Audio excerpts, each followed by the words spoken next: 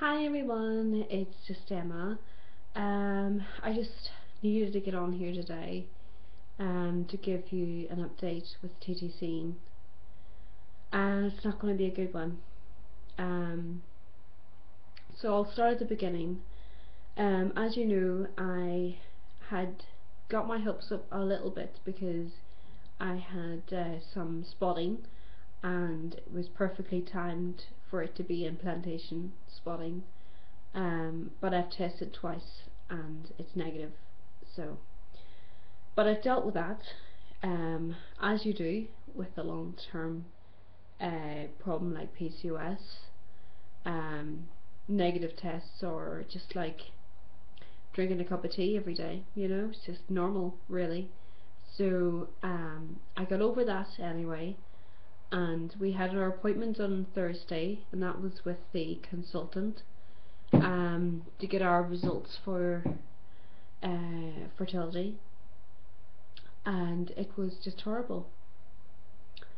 My husband was actually just waiting in the car park to try to park the car, and I was inside and I had to wait in a waiting room filled with pregnant teenagers. And whilst they were going outside for the cigarette breaks, of course, and that was difficult, as it always is. And then after I'd managed that, my husband came in, and at this stage I'd been called into the consultant's room. So I'd started to have some small chat with her, and I found her very cold, and she didn't want to speak. So I was just quiet. So hubby arrived, and she first of all started off the topic by saying that they'd lost results, not apologising for it either, having known the fact that we'd waited 3 months for the results. So there I was again giving more blood, which I wasn't expecting to do, but so I did that. And then after that, she said that my husband's sperm was okay, so that was good news. And then the next thing she'd said was that I'd need to lose weight.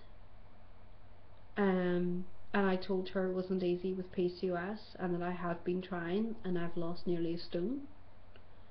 And she then sent me off with the nurse to get weighed. I'd lost a stone from the very start of TTC, and the last time I was there, they'd weighed me.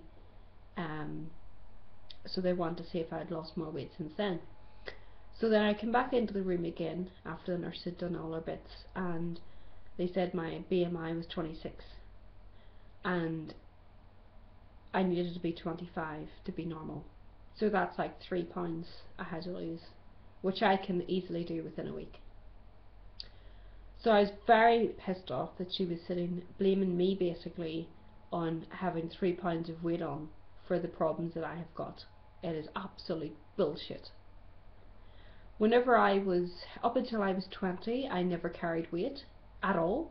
I was a size 8 to 10, and it always was.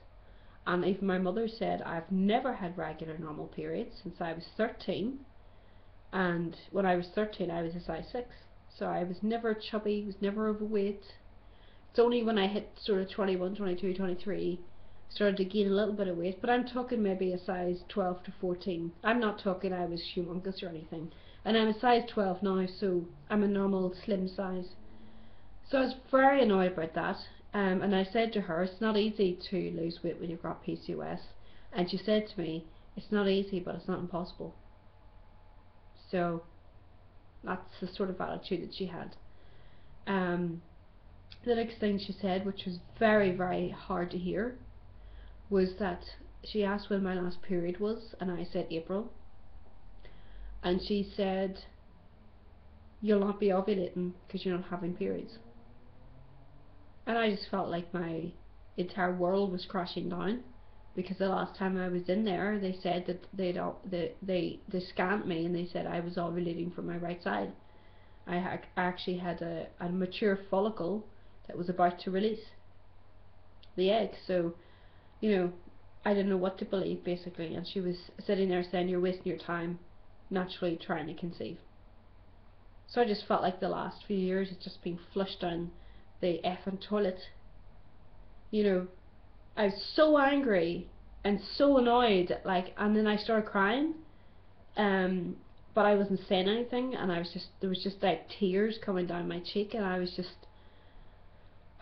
didn't know. I just felt like the walls were just getting closer into my head because she kept asking me questions, and it was all about me, and it was just like, ugh. You know, I just felt like really, really honed in on, and you know, it was my fault, and I should be having regular periods, and I'm just like, well, no, this is the way my bloody body is. That's the way I've been born.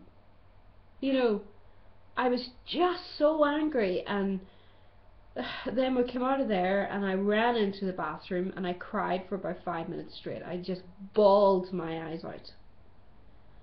And we got into the car, and my husband parked up, and I cried for like another half an hour. I actually felt sick. I cried that much.